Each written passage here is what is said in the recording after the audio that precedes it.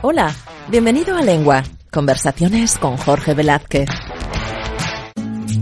Hola, bienvenido a un nuevo episodio de Lengua y como siempre tenemos una persona súper interesante. En esta ocasión me ha costado porque le he estado persiguiendo un montón de tiempo. Es un señor muy ocupado, pero por fin nuestras agendas se han cuadrado y hoy tenemos aquí al invitado que es la otra mitad de White Love. Ya tenemos una entrevista con la otra mitad, con Luis, pero hoy tenemos a Ian. Bienvenido, ¿cómo estás? Ian Muy Vila. buenas. Muchas gracias por recibirme y no era mi intención hacerme de rogar tanto, más desastre mío por ser despistado que otra cosa. Hombre, era para darle un poco de emoción a la entrada, hombre. Estupendo, entonces sí, llevo rehusando la invitación años. Efectivamente, así le damos más emoción. Hombre, la verdad es que cuando me puse en contacto con tu socio, él me dijo, oye, ¿por qué no hacemos una entrevista a los tres? Y yo le dije, hombre, vamos a hacerla por separado, porque yo sé que los dos tenéis historias muy interesantes, y así aprovecho y hago un podcast contigo y después otro con Ian. Me dijo, vale. Lo que me parece que tiene mucho mérito es que consiguieses engañarle para que hiciera el podcast, porque estas cosas me las suele encasquetar a mí vamos, sin ningún tipo de vergüenza. Así que... Pues si te digo la verdad aquí entre nosotros, yo creo que al principio estaba un pelín incómodo. Era como, venga, vamos a hacer esto y me lo quito de encima, pero luego le gustó, luego lo disfrutó. Sí. Es facilón luego. Bueno, saluditos a Luis, el facilón. Ian, tú eres la otra mitad de White Love. Hay mucha gente que nos escucha en Madrid, pero mucha gente que nos escucha en otros países, como México, Estados Unidos, Canadá. ¿Cómo les explicas qué es White Love? Pues White Lab empezó en un origen como un lugar de creación donde teníamos tres patas. Una era una galería de arte, la segunda era un bar, porque para mí el poder estar reunido tomando algo, me parece que el alcohol es un lubricante social fantástico y me parecía fundamental el tener una parte un poco más de ocio que lo empapase todo. Y la tercera pata iba a ser un taller, un espacio donde los artistas pudiesen producir la obra para luego que fuera la obra que tuviésemos expuesta. Mi socio, que suele tener mucho más cabeza para los números que yo, cuando le propuse la idea me dijo, todo está muy bien, pero ¿por qué no en vez de un taller montamos un coworking? Que generalmente los artistas no tienen donde caerse muertos los pobres, vamos a facilitarles la galería, pero sin embargo la parte de creación, como somos arquitectos, lo podemos orientar más por ahí. Y así lo hicimos y estuvimos a tres patas durante 4 años, luego vimos que había una cuarta pata que no habíamos contado, que era la parte de eventos, y esa parte de eventos fue creciendo y hizo que al final nos cambiásemos de local para poder explotarla mejor. Tampoco estábamos muy contentos donde estábamos y vimos que se nos estaba quedando pequeño el espacio, entonces nos mudamos al Paseo de la Castellana, a un local bastante grande. Perdimos, sin embargo, el espacio de vista desde la calle, pero ganamos muchos metros, tenemos 850 metros aquí en Paseo de la Castellana. Y lo que conseguimos con eso es poder hacer un espacio que combina todo. El bar ya lo quitamos, aparte de matar neuronas a nivel de licencia era cuanto menos complicado. Y nos quedamos con la parte de coworking, la parte de galería y la parte de eventos. Y ahora mismo acabamos de cumplir 10 años y vamos a dar una vuelta a los orígenes que nunca pudimos hacer y vamos a reconvertir la galería en un espacio de creación, no como un taller, sino que vamos a cambiar el formato que tenemos ahora mismo de las exposiciones. Antes duraban mes y medio. Y nos estamos preparando para la temporada que viene, que empezará en septiembre, con un nuevo formato donde los artistas, que serán 3, les invitemos a una especie de mentorías, tutorizaciones, donde participen coleccionistas, curadores de arte, y yo mismo les ayude a resolver muchas veces dudas que se generan durante el proceso creativo, porque al final lo que es White Lab sobre todo es un lugar donde creemos y apostamos por el arte emergente y por el talento joven.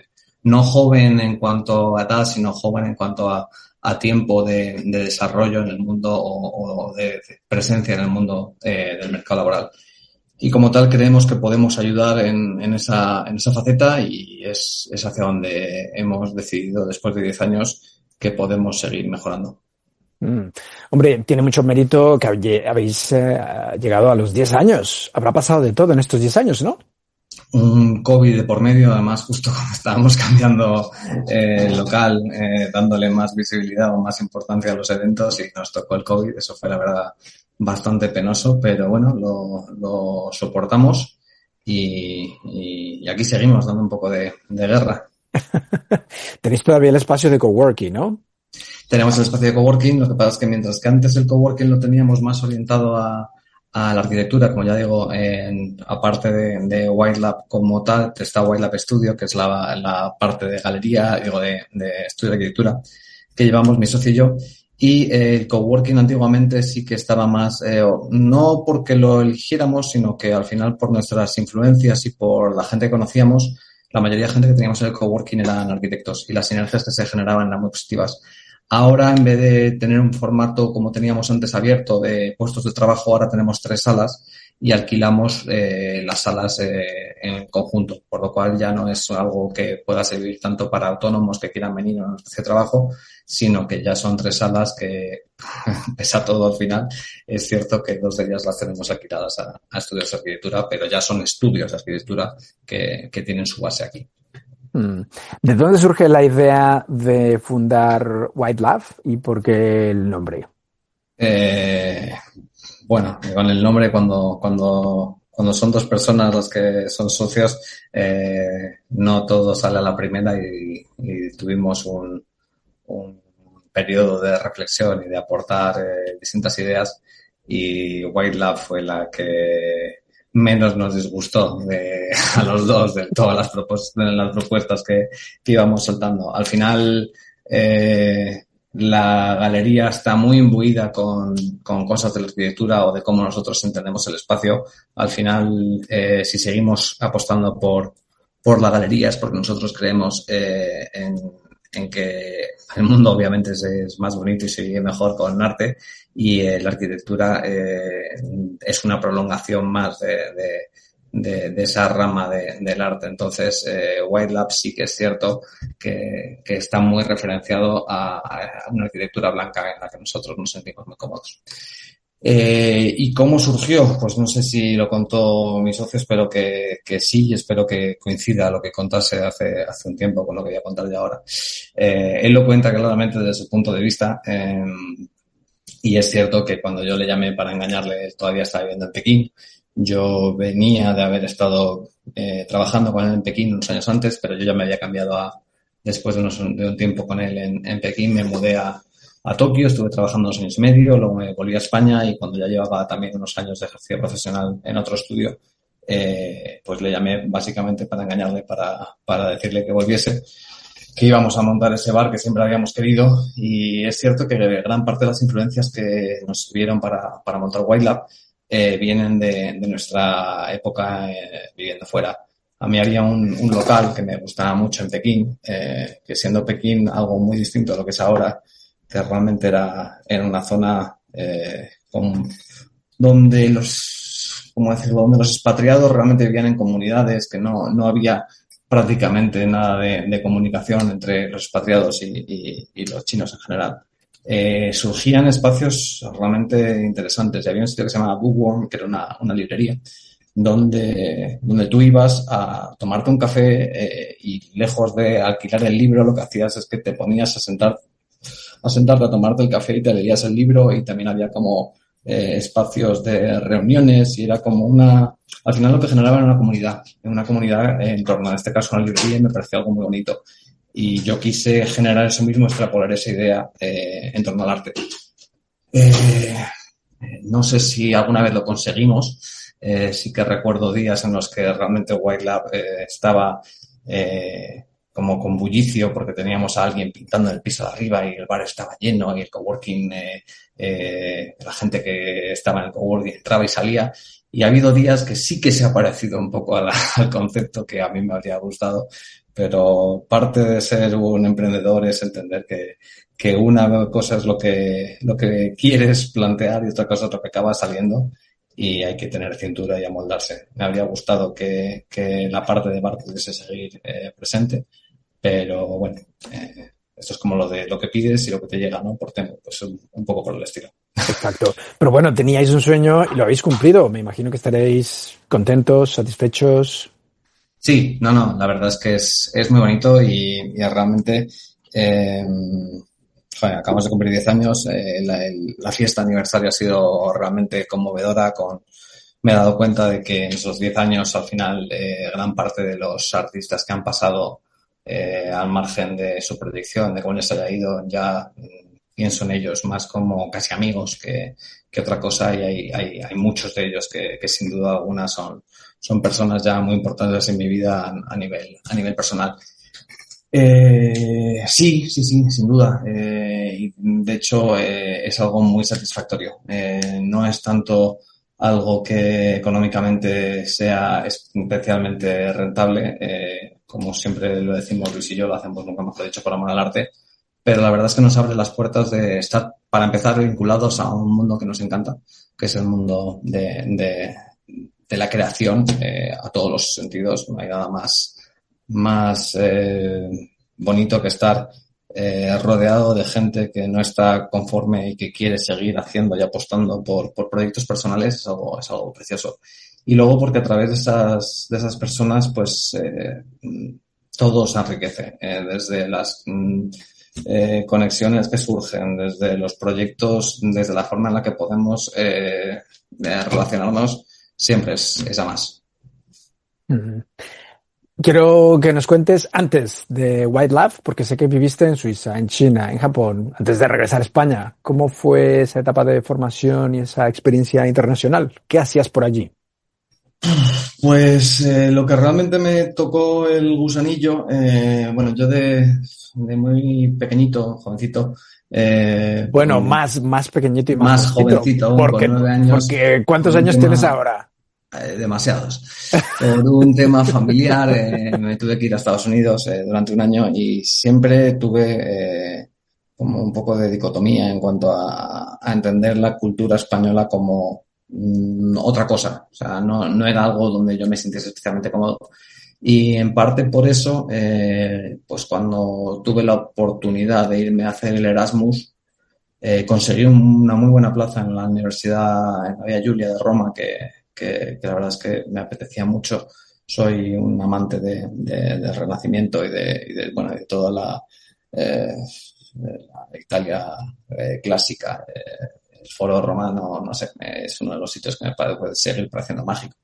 Y renuncié a ello y me fui a Finlandia porque me parecía que al final el estar en Roma, de los 2.000 Erasmus que cogían en Roma, 1.200 eran españoles, en muchos sitios directamente por ser español no te dejaban entrar, la comunidad española estaba en todos sitios y dije, ¿para qué coño me voy a ir a Roma para tener una experiencia si en el fondo va a ser como estar borracho todos los días de mi vida rodeado de españoles? Y tomé la decisión, no sé si valiente o estúpida, de coger e irme, sin embargo, a Finlandia, con una mano delante y una mano detrás, a tener una experiencia bastante más real, como yo quería pensarlo. Y efectivamente, solamente por la hostia que te pega el frío y la falta de luz, la experiencia ya merece la pena. Y ahí ya sí que me tocó el gusanillo, tuve la suerte de imbuirme mucho en otras culturas, pues, te echas tu novia extranjera, eso ya de por sí ya es un nuevo mundo de enfados en otro idioma y algo maravilloso. Y sí que es cierto que me tocó el gusanillo y volví sabiendo que en Madrid no me iba a quedar. Entonces de ahí pegué el salto a Suiza, de ahí a Pekín y de ahí a Tokio. Y pasaron 6 años y al final pues uno vuelve porque te das cuenta que si no vuelves ya no vuelves nunca. Te empiezas a quedar fuera de todo. Y sobre todo también por un punto familiar. La familia tiene mucho. No hace falta volver cuando ya es demasiado tarde para poder disfrutar de la gente a la que quieres. Eso es muy, muy cierto. O sea que no hay arrepentimiento. Me imagino que tuviste propuestas de quedarte en Suiza o en China o en Japón. Sí, las tuve y de hecho, bueno, arquitectónicamente o mi carrera de arquitecto, pues la verdad es que ahí estaba bien. Las posibilidades que, sobre todo en 2009, cuando salí de la carrera con toda la crisis que había aquí en España. Pues en Suiza era distinto. En Suiza los proyectos que eran proyectos de rehabilitación con unos niveles de excelencia maravillosos, pero con unas directrices muy marcadas donde tú, habiendo salido de la universidad, no tenías tampoco demasiada libertad creativa. Mientras que en Pekín, nada más llegar, siempre cuento, mi primer proyecto fue desarrollar un nuevo asentamiento, sí, ¿por qué no llamarlo? Una nueva ciudad para 20.000 familias en un plazo de 2 semanas. Pues eso creo que lo dice todo. O sea, a un chaval recién salido prácticamente de la carrera le dan la oportunidad de generar una nueva ciudad. Afortunadamente, a día de hoy, sigo agradeciendo que no se realizase. O sea, el proyecto. Que iba a haber 20.000 familias acordándose de mí porque a lo mejor no había tenido en cuenta, vete tú a saber, desde el viento al soleamiento, o sea, esas cosas ya no es, o sea, a día de hoy me las siguen pidiendo y me seguiría pareciendo algo descabellado el generar ese tipo de proyectos, ese nivel de infraestructura en solo 2 semanas. Hay 1000 cosas que obviamente habría dejado de pensar o que haría falta hacer 1000 vueltas más. Pero bueno, sí, realmente era una etapa en la que las posibilidades y las capacidades de diseño que te exigían eran muy, muy, muy bonitas. Pero entonces fue una etapa bonita, ¿no? O sea, un periplo por todos estos países. Una etapa bonita en cuanto a lo que se puede exigir en cuanto a arquitectura, fue maravilloso, pero China y yo nunca nos llegamos a entender. El nivel de vida, además, por ser expatriado, lo que recibías, o sea, los honorarios eran maravillosos, te permitía poder vivir a todo nivel. Pero, sin embargo, culturalmente a mí me seguía horrorizando. O sea, vivías en Pekín en unas avenidas de 5 metros de ancho, las aceras, te encontrabas con un solo chino y el chino era capaz de chocarse contigo, aunque le intentases esquivar. O sea, había como una falta de decencia, de humanidad, de cultura, tengo que decir en su defensa que cambia muchísimo. De la última vez que fui, la verdad es que en ese sentido China ha apostado mucho por generar una clase media y mientras que antes no les dejaba que tuviesen prácticamente ni voluntad ni opinión, están cambiando mucho. Pero antiguamente es que era terrible. O sea, yo iba al trabajo en metro, que dejé ir en metro porque había días que, pues eso, que cogía a la madre, al niño de 2 años, le bajaba los pantalones en mitad del metro, con los vagones moviéndose y el pis corriendo de un vagón a otro, diciendo, o sea, es que vivimos en una jodida ciudad de 25 millones de personas y esto les sigue pareciendo normal. O sea, no de crédito. El día que no te escupían a 20 centímetros del pie, pues te podías sentir satisfecho. No sé, había cosas que a mí me seguían sorprendiendo y al final acabé yendo en taxi a trabajar, que también es otra cosa curiosa. Yo vivía a 10 kilómetros de donde trabajaba y me salía más barato el taxi en China, los 10 kilómetros, que una vez que me mudé, que vivía a 2 paradas de metro. En Japón me costaba más caro el billete de metro que los 10 kilómetros en China. Entonces, Japón fue todo lo contrario. Japón me pagaban una miseria. El nivel de vida y los horarios eran mucho más comprometidos. Pero, joder, salías a la calle, 36 millones de personas y te cruzases con quien te cruzases, saludabas y te saludaban de vuelta. Era maravilloso. Entonces son esas pequeñas alegrías o esas pequeñas cosas, sobre todo, que no te hunden, porque los días malos en China es que te hundían, eran capaces de hundirte. Cuando tienes el día malo y encima tienes a la señora que te escupe en el pie, tienes al niño que no sabes, ¿qué cojones hago yo aquí? En fin. El choque cultural, o sea, valoraste mucho España, ¿no? Pues, como te digo, salí de España diciendo esto no va conmigo, considero que hay otras cosas mejores, considero la cultura nórdica ya fue una buena bofetada. el encontrarte a fineses que les llamabas amigos fineses. Yo, por ejemplo, me gustaba mucho bajar porque vivía en Expo, que es como el campus del Alto University, que estaba como a 10 kilómetros del centro. Bajar al centro de la ciudad, jugar un billar con amigos, tal cual. Yo recuerdo en enero llamar a amigos fineses y decirme, es enero, y me colgaban el teléfono. O sea, ¿Cómo? ¿Es enero qué? y me colgaban, en plan, como si es enero, hay que hibernar. ¿Qué haces llamándome? Que me estás, o sea, que aquí no se sale. O sea, y tú ibas en enero en un autobús de la universidad al centro un viernes a las 8 de la tarde. Y iban todos mirando por la ventana con cara mustia y, o sea, tenía un amigo rumano que me decía, tío, están esperando el día del accidente. Y yo, pues es que a lo mejor es verdad, o sea, qué cosa más.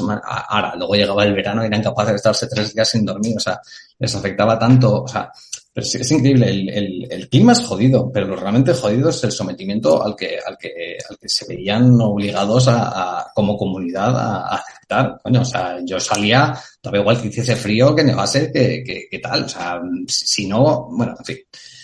Entonces, eso fue un choque, fui teniendo como distintos momentos de ir apreciando la cultura española hasta que al final, efectivamente, en Japón, yo que no era nada, por ejemplo, de música española, no sé, me ponía Mediterráneo, desde Rad, me ponía Entre dos mares de Paco Lucía y me ponía a llorar yo solo como un tonto. No, hay cosas que sí que vas aprendiendo. También es cierto que me esforzaba mucho por no tener nada de español al principio para que la experiencia fuera mucho más inmersiva. Y al final, pues entendí que eso tampoco tenía que ser así, que, en fin, creo que eran caprichos o tonterías de un niño de 25 años, no puedo decir. Bueno, te ayudó a crecer, a madurar, a comparar. Sí. Y como dices tú, rompiste un corazón en cada puerto. Uno en Suiza, uno en China, otro en Japón. No, prefiero... Siguiente pregunta. No quiero contestar eso. No, es que no sé cómo contestar sin quedar bien, así que sí, mejor. Siguiente pregunta. Venga, pasa palabra. Tú te graduaste en 2006, has dicho, ¿no? Me gradué en 2009. 2009. ¿Tú crees que desde entonces hasta ahora, 2026, ha cambiado mucho la historia a nivel de arquitectura en España? ¿Para mejor, para peor? Bueno, en 2009 estábamos en pleno boom, no había, para empezar, no había nada de trabajo, no había oportunidades si eras joven. A día de hoy creo que las cosas no son así, sí que las hay. Lo que pasa es que lo que cada vez hay menos son profesionales de la construcción. Arquitectos, por desgracia, seguimos siendo un montón, pero cada vez se ha ramificado más las salidas de la arquitectura. A día de hoy siempre lo fueron, pero a día de hoy cada vez es más patente que no hace falta que te dediques al diseño o a la creación, a estar en un estudio. A día de hoy grandes, no grandes lobbies, pero todas las Big Four, por ejemplo, están muy abiertas a fichar a gente de arquitectura y tengo muchos amigos que están trabajando para el sector inmobiliario desde un punto de vista mucho más de desarrollo de negocio sin tener ningún tipo de contacto con el diseño. Entonces, sigue habiendo posibilidades para arquitectura y en cuanto al mundo de la arquitectura, creo que ahora mismo el gran reto al que nos enfrentamos es el tema de la IA. Y no lo digo como algo malo para la IA, sino algo que, pues igual que cuando salía AutoCAD, la gente que no hizo por acostumbrarse a él se quedó atrás. A día de hoy, la verdad es que la velocidad a la que va la IA, la capacidad de producción que tiene la IA, es increíble. Tú lo ves entonces como una herramienta útil. Bueno, no es que yo lo vea como una herramienta útil, es una herramienta útil. Puedes estar más o menos a favor de ella, puedes tenerle más o menos miedo, más o menos respeto, y ahí yo ya no entro. Pero útil claramente es también tremendamente peligroso en cuanto a que la gente que lo que le dice lo dé por bueno, pues no le arrienda las ganancias.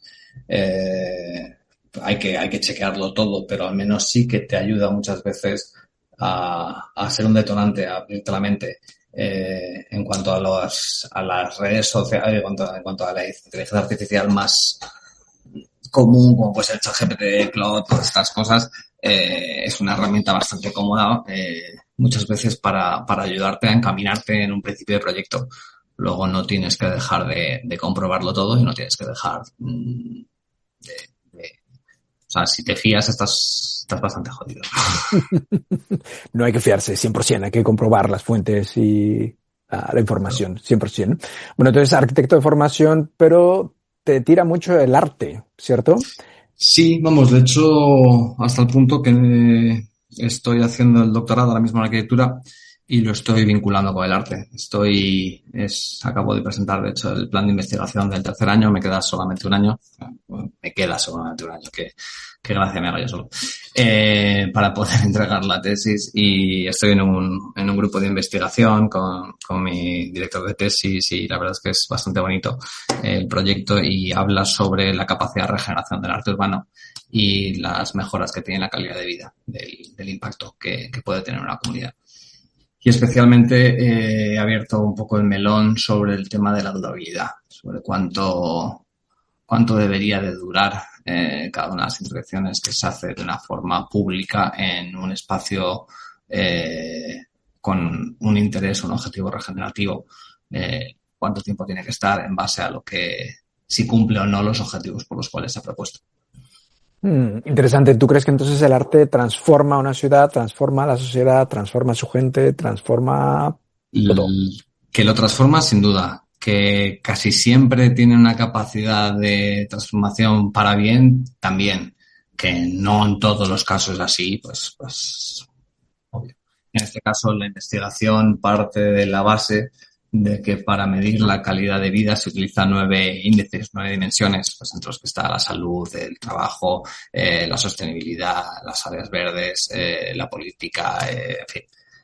Y de una forma u otra sí que está más o menos, hay estudios que indican el impacto que tiene el arte en cada uno de estos sectores, por lo cual el trabajo es, desde un punto de vista metodológico, el ser capaz de demostrar eso científicamente. Y ahí es donde está el reto.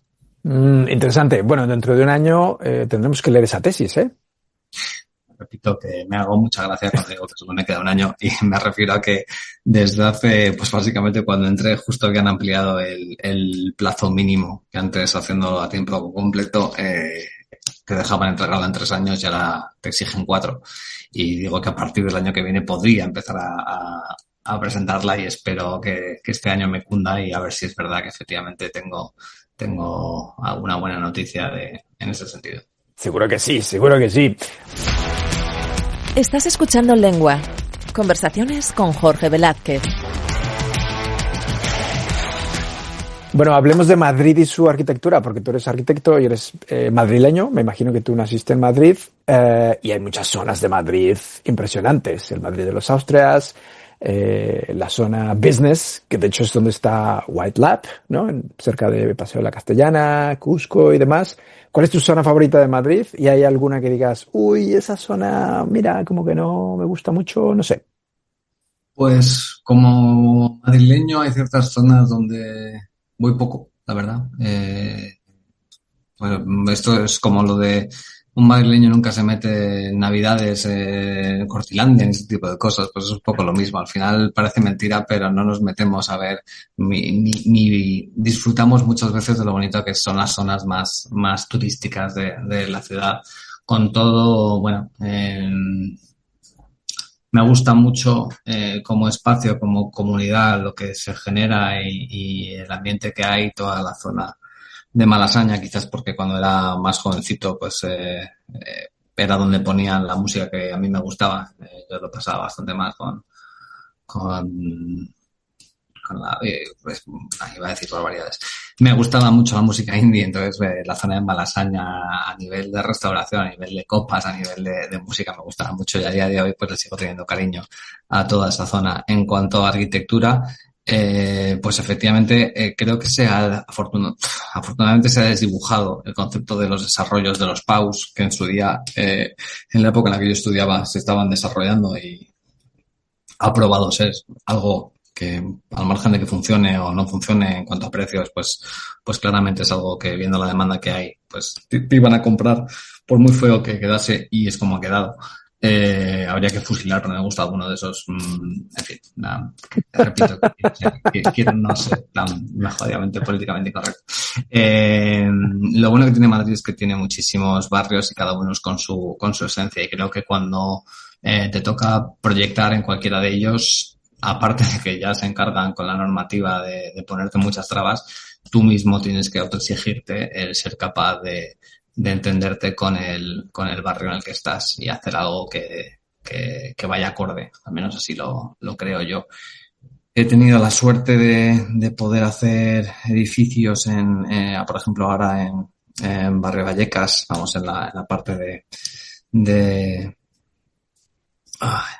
es distrito de Retiro, pero ya en Puente Vallecas. He podido hacer otro edificio últimamente por Moncloa, por Reina Victoria, que eso es una zona que conozco y me gusta mucho.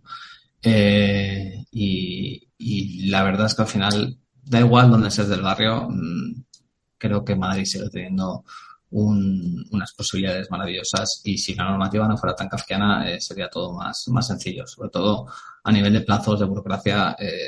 Tanto se quejan de toda la necesidad que hay de viviendas, y lo que te encuentras al final del día es que esta vivienda, por ejemplo, este edificio de viviendas que acabamos de terminar, se dice, nos llevamos 9 meses esperando para la licencia de primera ocupación, también por un problema con la distribuidora eléctrica, que eso es otro gran problema del que parece que nadie habla, pero a día de hoy, tal y como está segregado todo el tema de las eléctricas en España, hay un cuello de botella que también tarda muchísimo en salir las licencias por culpa de las acometidas, y es una pena porque se pone muchas veces el foco político en cosas que realmente no son un problema, mientras que se pierden un montón de plazos, se pierde un montón de dinero. Los inversores, cuando les repercute a ellos, obviamente lo van a repercutir en el usuario final y en los precios que tenemos. Bueno, pues si quieren que eso se arreglase, que le pusieran un poco más de atención y un poquito más de foco. Primero ellos mismos, como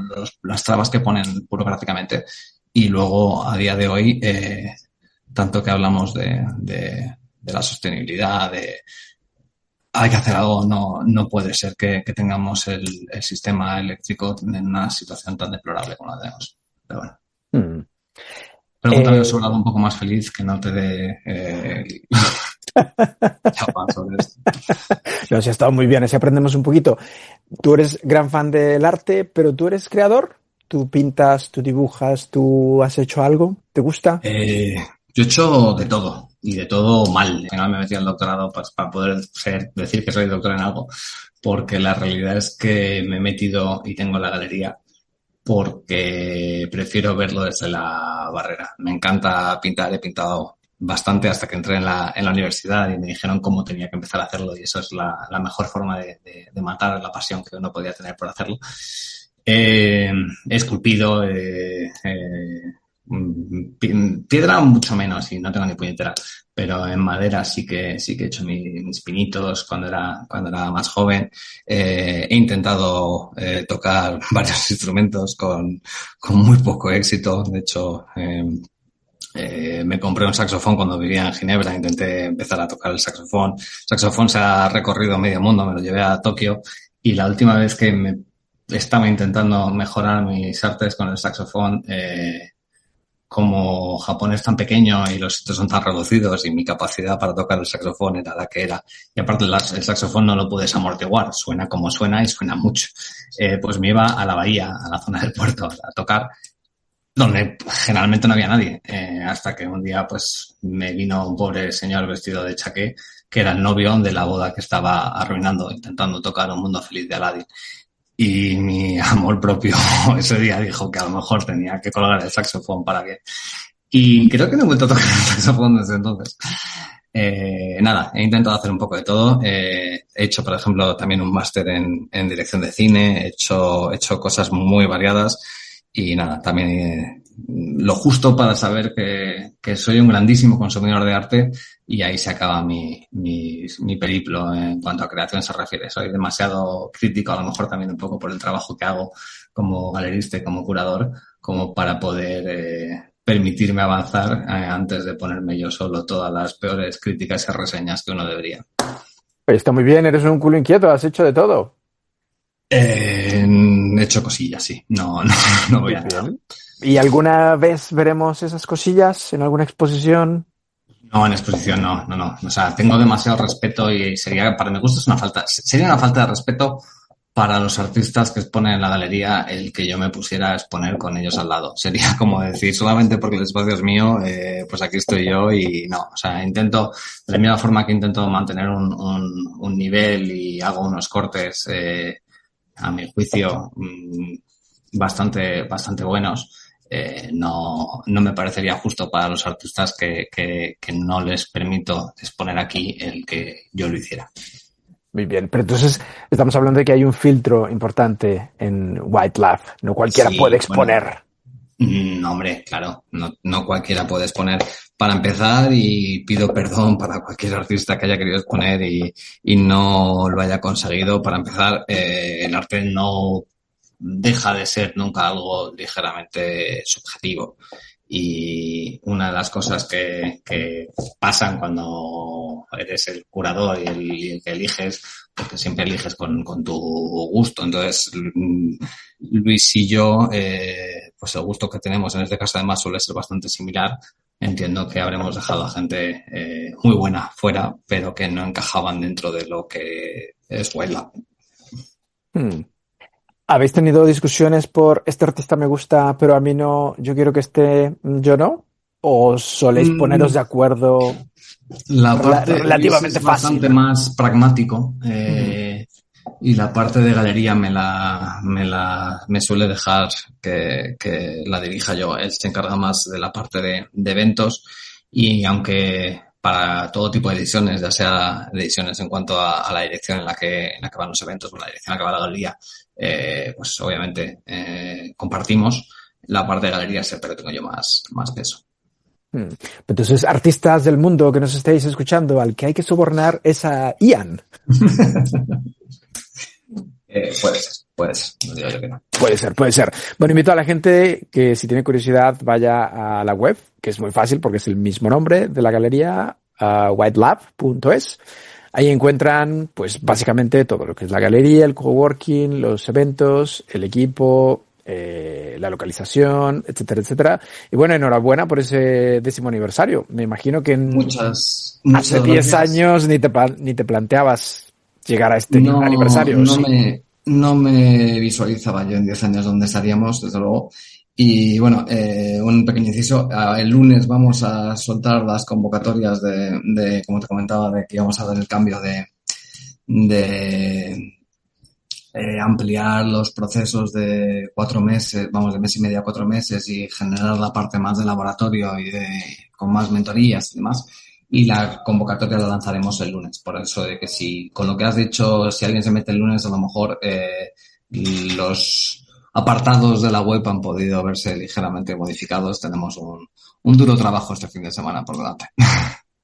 Vale, muy bien. Que vayan a la web e investiguen. Y también está tu web personal, que es exactamente tu nombre, Ian Vila. Y pues si quieren ver alguno de tus proyectos y demás. Bueno, esa web personal es un pequeño desastre. No la tengo también actualizada. Esa sí no se meten en un par de añitos hasta que no, es broma. Tengo muchas cosas pendientes, como ves. Y falta de tiempo. Ya veo, pero ahora mismo la prioridad es el doctorado, ¿no? Ahora mismo la prioridad, así como de una forma urgente, es terminar de darle forma y arrancar de muy buena manera, conseguir acuerdos con agentes culturales para el nuevo cambio y el reto que supone el apostar por un espacio creativo para White Lab. El doctorado, el pobre se resiente, pero lo bueno del doctorado es que cuando vuelvo a cogerlo sigue estando donde lo dejé. Nadie lo ha movido de sitio. Vale. Nos hace falta tiempo, ¿eh? Necesitas un día de 26, 27 horas. Hace falta tiempo y sobre todo que luego también, está la arquitectura que también manda. La arquitectura es la que da de comer, la que muchas veces también ha ayudado a mantener White Lab, porque en la época de la pandemia con el COVID, La verdad es que fuimos tan ingenuos que nos salimos nos volvimos a liar la manta a la cabeza y volvimos a abrir en la segunda oleada y tuvimos ahí un periodo duro imagínate, un espacio que abre pensando especialmente para generar una comunidad artística de coleccionismo y con eventos, cuando te estaban diciendo que tenías que estar a 1,5 metros del de al lado, pues no, fue duro, fue duro. Bueno, pero habéis sobrevivido y aquí estamos, 10 Hemos años sobrevivido, hemos después. Muy sobrevivido. bien, muy bien. Bueno, Ian, ¿te gustan los juegos? Una pregunta trampa, seguro. Lo noto. Digamos que sí. Venga, digamos que sí. Aquí en el podcast tenemos un juego de palabras. Yo te digo una palabra y tú me respondes con una palabra. Solo una, la primera que te venga a la cabeza. ¿Qué te parece? Mira, que espero que no me arresten cuando acabe la entrevista. Venga, No, es vamos. muy fácil. Por ejemplo, vamos a ensayar. Si yo te digo malasaña, Yo te diría Tupperware. no voy a preguntar los porqués, pero bueno, es así de sencillo. Ya está. Venga, vamos con la primera. Muy sencilla. Galería. Arte. España. Lástima. Árboles. Naturaleza. Alma. Joder, esta la tengo que cambiar. Me ha salido pena y no queda. Bueno, en fin, sigamos. Siguiente. Animal. Rinoceronte. Utopía. El futuro. Podcast.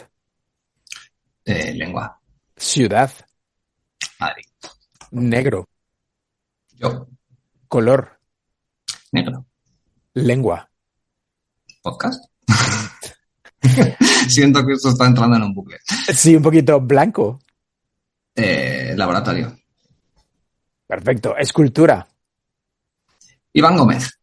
Fuerza. Es ahí, por lo visto, poca. No se me ocurre nada. Pues ya está, poca. Siguiente. Cine. Maravilla. Animal. Rinoceronte. Libro.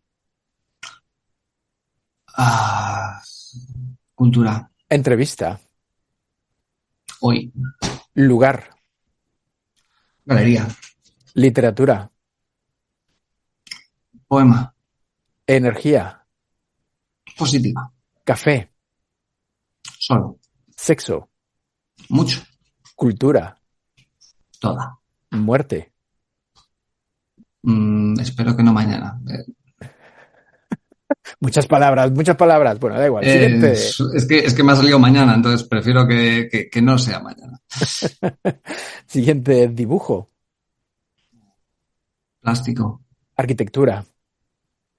Sostenible. Qué manida. Estoy. Sigamos. Venga, fama. Innecesario. Amistad. Verdadera. Dinero. Iba a decir innecesario, pero no, también es necesario.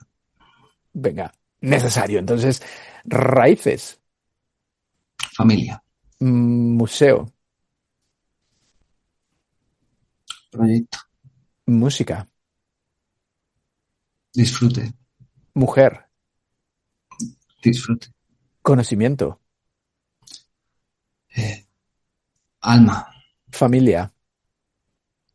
Raíces. Arte. Intangible. Casa. Seguro. Espejo. Mentiras. Hombre. Yo. Sueño. Mañana. Educación. Pilar. Dolor. Inevitable. Magia. Niños. Universo. El todo. Libertad. Algo por lo que luchar. Valor. Ok. Madrid. Bonita. Suerte. Incontrolable. Odio. Controlable. Poesía. decir el nombre de un libro. Lo puedes decir sin problema. Museo de Cera.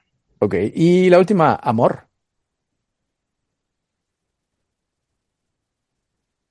Complicado. Complicado, me encanta, o sea... Muy bien, ¿lo ves? No era tan difícil el juego. Bueno, ¿Un poquito? difícil no, la cuestión es todo lo que se puede, todas las barrabasadas que he soltado, pero por lo demás, todo bien. Da igual, todo bien, todo bien. Bueno, Ian, dentro de muchísimos años, sabes que la gente está muriendo con muchos años. La esperanza de vida ahora mismo está arriba de los 100 y pico años. O sea que dentro de muchos años, a los 127, 128, Ian Villa muere. No sabemos cómo, pero bueno, muere. Pero te dan la oportunidad, antes de que eso suceda, de escribir tu epitafio. ¿Cómo te gustaría ser recordado? Pues yo antes escribía y tenía muchas líneas, pero era joven. Antes podía haber dicho el de los sueños imposibles, el de la mirada perdida, a día de hoy. Lo intentó, me parece Ok, ponemos simplemente eso, lo intentó. Ya está. suficiente, sí. Ok, bueno, es un bonito epitafio. Y para no cambiar el tema, siguiendo con la muerte, ¿tú crees en la reencarnación? No realmente. ¿No? ¿No hay nada entonces? Después de morir, ¿qué pasa? Tanto se nota que no soy cristiano. No, me temo que no. Me temo que es un maravilloso fundido en negro. Y ya está. Ok. Imagínate que hay reencarnación. Que llega el momento, te mueres, vas hacia la luz y te dicen, Ian, te toca volver, tienes que volver a nacer. Pero puedes elegir, hombre o mujer. Si me acordase de lo que es el hombre, probaría mujer por aquello de cambiar. Si no me voy a acordar, que dudo que me acuerde, pues probablemente a día de hoy en este mundo diría que hombre. Ok, es una muy buena respuesta, ¿eh? Me gusta, me gusta. Ahora, nos tienes que recomendar 4 cosas. Un libro, una peli, una serie y un disco. Ya, ¿eh? Eso es difícil elegir uno solo, pero... A ver, ¿por cuál empezamos? ¿Lo has dicho? Un libro, vamos a empezar por el libro. Venga, libro... como te decía antes, iba a decirte grandes libros que me han gustado y demás, y va a ser muy manido. Te voy a decir Museo de Cera, que creo que es un gran desconocido. Es una antología poética de un buen amigo que ha fallecido hace recientemente, José María Álvarez. Y es algo que yo creo que no se llegará a estudiar en los libros de escuela porque era tremendamente políticamente incorrecto y ha sido defenestrado muchas veces por decir, como yo, y probablemente alguna que otra barra basada. Pero es un libro donde perderse es maravilloso. Fenomenal. ¿Se encuentra todavía en las librerías? ¿Lo podemos Sí, encontrar? sí, sí. Vale, fenomenal. Se ve que te gusta la poesía. Sí. Hace rato decías que de joven, no sé cuántas veces en esta entrevista has dicho, cuando era joven, pero Hace tienes muy pocos años, todavía tienes 40 y pocos. 40. O sea, todavía eres bastante joven. Hablando de esperanza de vida de 120, no me veo yo en 120, vamos. Hombre, la ciencia avanza a pasos agigantados. La crisis de la mediana edad me pegó con 35 años. Si llegas a los 70 sería algo... Bueno, la pregunta es, cuando eras joven has dicho que escribías, o sea que a lo mejor algún día en un futuro vemos un libro tuyo de poesía, una novela, algo, o no lo ves. Pues estaba trabajando en una novela, pero era de mi época, efectivamente, de cuando era joven, y la tengo que retomar. La verdad es que me apetece, es un capítulo que sí que me gustaría cerrar. Me gustaría que fuera en formato, además, mixto, donde sí que pudiese de vez en cuando cambiar, meter algún poema y cosas por el estilo. Y me apetece, pero bueno, vamos a ir punto por punto. Vamos a ver si soy capaz de acabar primero la tesis y doctorarme y luego ya retomaré retomaré la novela. Y en cuanto a la escritura, sí, pero no sé, al final era cuando tenía algo que contar. Ahora siento que no tengo tantas cosas que contar. Pues yo creo que sí. La cosa es que igual no te apetece. Pero bueno, todo llegará. Todo llegará. ¿A qué peli nos vas a recomendar? Eh, una sola. O un par si quieres.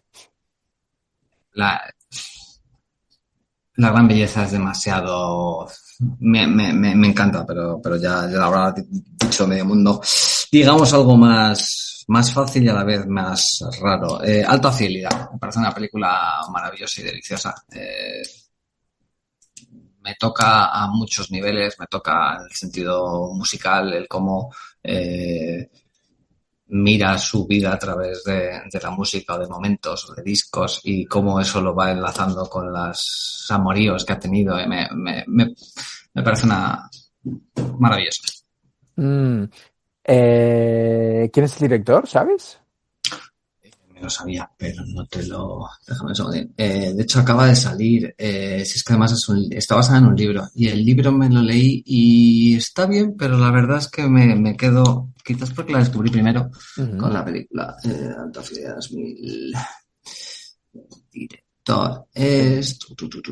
Stephen Frears. Que ha hecho... Alta Fidelidad, sí. Vale. Ha hecho... Amistades peligrosas, que es una maravillosa película. Clásico también, sí. Sí. Vale, genial recomendación. ¿A ti te gusta mucho el cine? ¿Tenemos director favorito? Como te comentaba antes, Sorrentino a día de hoy es complicado que no haga algo que no haya visto. Y yendo a cosas más sencillas, obviamente Tarantino para mí es un maestro. Y por último, otra de las películas que para mí es una película de culto, sobre todo porque tiene unos finales que se queda contigo para siempre, es El Graduado. O sea, ese final me parece que solamente por el final merece la pena. Aparte, otra vez, esa espectacular banda sonora de Simon y Garfunkel y una fotografía también emblemática. Y sobre todo te cuenta una época en la que muchos cuando éramos jóvenes hemos estado como perdidos en ese momento en la piscina de hijo, ¿qué estás haciendo? I would say that I'm drifting, ¿no? Pues ese momento en que estás como perdido, flotando en la piscina, sin saber muy bien qué leches está pasando en tu vida. Me he visto reconocido muchas veces. Muy bien, El Graduado, otro clásico. ¿Sabes que está basado en una historia real? Sí, luego salió la película esta de Cuentan por ahí o algo por el estilo. Esa... No. La buena es la original, El Graduado. ¿Qué serie nos vas a recomendar? Serie, no lo había... Pues mira, me acabo de ver por tercera vez porque me sigue sin aburrirme Chernobyl. Me parece bestial, pero por recomendar algo a lo mejor menos conocido y algo un poco más desenfadado, no tan tétrico y duro, recomendaría Boston Legal, que es una serie muy fácil de abogados, pero realmente es la historia de dos amigos.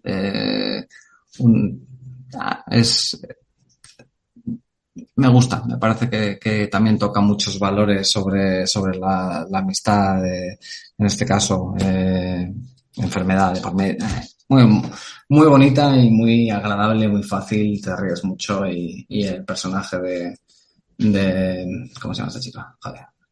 Una cosa que tendría que tener un galerista bueno siempre es la memoria para recordar nombres y por eso, en fin, quedamos. No pasa nada, pero bueno, es una buena recomendación. Ahora sí, música, un disco, un álbum. Y claro, también.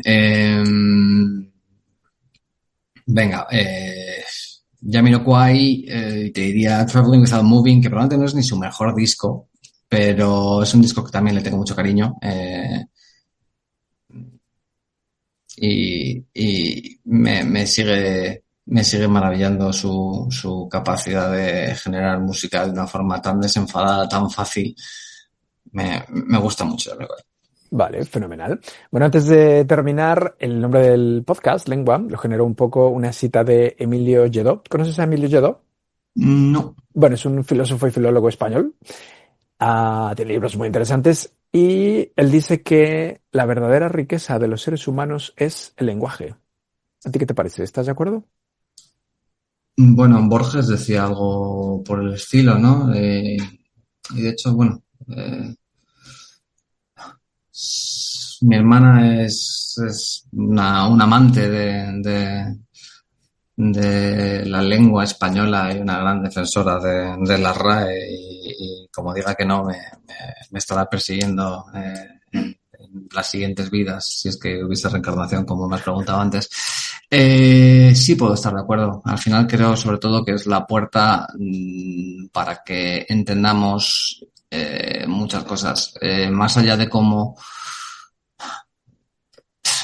decirlo? Es que no me quiero enrollar, pero de la misma forma que los asiáticos con sus formas de escribir, con los kanjis, es algo mucho más... pensamos como hablamos y la forma de hablar y de expresarnos nos confiere una riqueza que si no somos capaces de usar nuestro léxico de una forma adecuada, estamos condenados a una altura mucho más bajita que el que tiene la capacidad de poder y expresar sentimientos más altos. Será lo que acabo de decir, que es lamentable. Vamos a preguntarle a tu hermana su opinión respecto a tu respuesta. A mi hermana, cuando quieras... mira, sí, ahora me has dicho que además tengo que proponer a gente que no había pensado. Pues mira, vamos a proponer a mi hermana seguro. Fenomenal, sí. Para terminar, si puedes nominar a 3 personas que tengan algo interesante que contarnos aquí en Lengua, te lo agradeceríamos muchísimo. Has dicho que tu hermana, ¿a qué se dedica? Mi hermana, que es un auténtico coco, escritora de varias novelas, de varios premios ganados, con 3 carreras. Bueno, cuando la tengas por ahí te va a costar que deje de hablar.